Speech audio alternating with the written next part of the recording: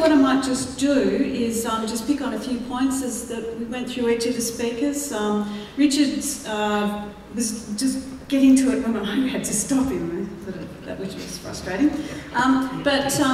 Even though all democracies involve power sharing, as he said, there has been party capture in parliamentary democracies in Australia to a heightened degree, which has been part of the device of delivering agendas and policy agendas that are promised in the lead up to elections. So that's something that's happened. But even despite that, or perhaps differently in Tasmania, even though we have party politics in Tasmania, we have the Hare-Clark electoral system.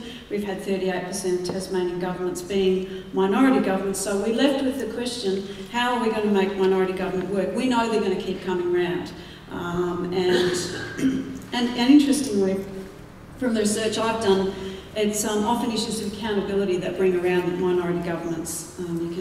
So that's quite interesting. So that's where Richard left us, that how we're going to make minority government work, and I know that he would have a lot more to say about that if you would like to ask him questions. Margaret also ended on a really interesting point. She started by talking about the party agenda being lost by power sharing as both, you know, like a good thing for a party to deliver its promised agenda to the people, and too much power sharing might dissipate that, I guess. We could extrapolate from what she was saying, and then a government may feel it hasn't delivered what it's been elected to deliver, so it wants to keep tight control of the agenda, and therefore party politics dominates over power sharing. So, but then she raised this interesting issue that you might like to question on formal versus informal power sharing, and some really interesting comments at the end. Could we just change the way we are seated? Could we change the way we talk? Could we change other things around the actual functioning in creative ways, even though we have a majority government? So that's interesting for people to think about. Greg was very interesting for, as he often does, pointing out examples of what works and what doesn't well beyond our shores, but also for raising the link between parliamentary accountability and dealing with issues, perhaps us looking at the inside of politics, wanting it to be more accountable, but then coming to the outside and saying, well, what about human rights? Human rights laws acting as a check on the executive, really, again, finishing there on what was becoming quite an interesting point. And the point, finishing on the point of the danger of ethics legislation and potential trampling of human rights and systemic leaking and a whole bunch of stuff which sounded like good stuff to talk about. Which was a really interesting and difficult lead-in for Jim Wilkinson, who talked about governance structures to ensure accountability and anticipating the brave new world of the Integrity Commission, now delivered by the Bartlett government as promised, and how is that actually going to work in practice. So there's a whole bunch of issues there, and what we are facing, according to the poll, the most recent poll, and a poll is only a poll, people react to polls. That's why the polls aren't articles of faith. But the most recent poll has actually has a Liberal-Green minority government arrangement on the cards, but of course then the parties will all react to the poll and it may not be as it's been predicted. So Richard probably could tell us more about that. But what we have on the cards is another minority government situation, which is why we're all here tonight. And Marion's group's been promoting positive dialogue for thinking about power sharing, bearing in mind the type of dialogue we had in the lead up to the last election about the evils of power sharing.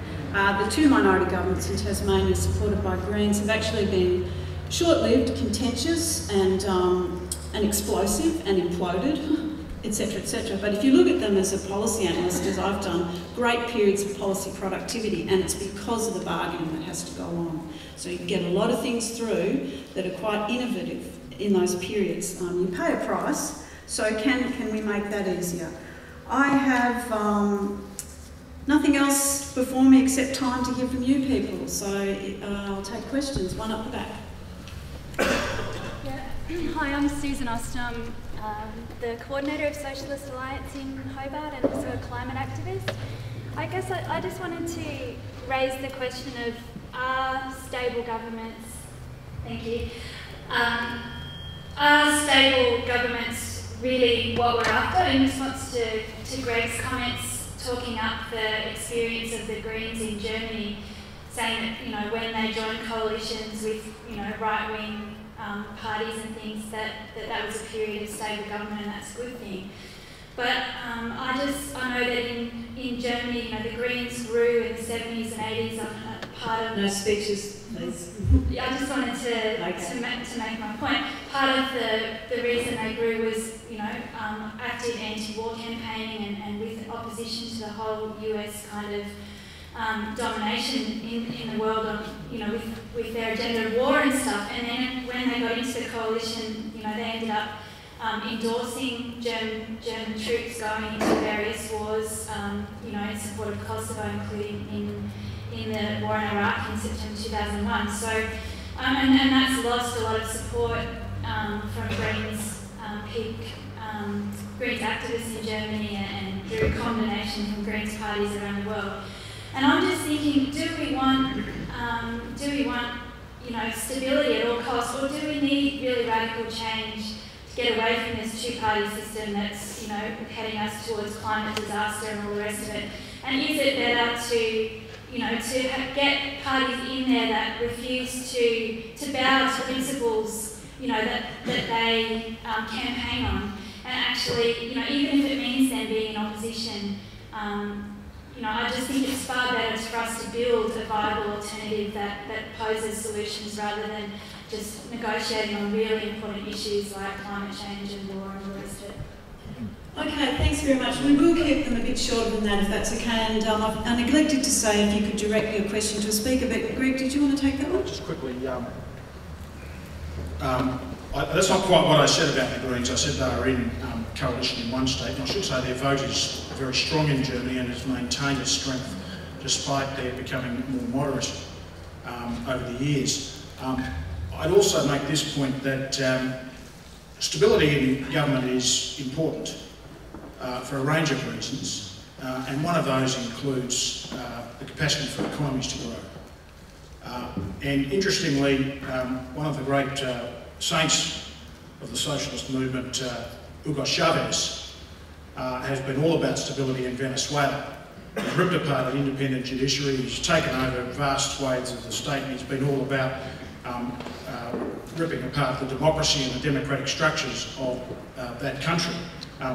In other words, the socialists aren't immune from that sort of behaviour and getting their own form of stability and making sure that they stay in office for long periods of time. Thanks for that. A question over here. I have a question for Richard first. If you could just say where you... Sorry, my name is Stephanie. I'm just an interested observer. Could you describe in your observation maybe 4 or 5 of the critical ingredients to a viable minority government or power sharing situation? Well, really it depends a lot on personality. And I think some of it has to do with perceptions. Now, Kate just said that the two Green-supported minority governments were short-lived, as if this was somehow a sign that minority government hadn't worked. I'd make 2 comments about that, Kate, and I know you know it anyway, but it's just for the audience. The shortest lived of the 19 elected governments since World War II, it was a majority government. It lasted far less than either of the 2 governments supported by the Greens. Also, the 3 major minority governments in recent times, that's the Bethune government, the Field government, and the Rundle government, all were hugely effective in reform, vastly more than the majority governments. In fact, most of the things that, if you took a poll in the room of people who didn't like what governments have done, whether it's the pulp mill or the 40% pay rise or a lot of other things, almost all of those were done by majority governments, mainly because they didn't have to negotiate any kind of outcomes. So there are quality issues as well as longevity issues and so forth. The final point perhaps to be made, and that's the one that concerns me because it gets to the question that Greg just raised, and that is when Ender Clark put the Hare-Clark system in place for Tasmania, as I said, he did it because he wanted to control parties. Twice that the Parliament has been changed to return, not to change the Hare-Clark system, but rather the Parliament itself has been changed to return control, electoral control, back to parties to control the Parliament. And I just think in any democracy, if it's easier to mug the parliament than it is to change the electoral system, you've got to wonder how much people actually believe in democracy. It just worries the hell out of me. Sorry.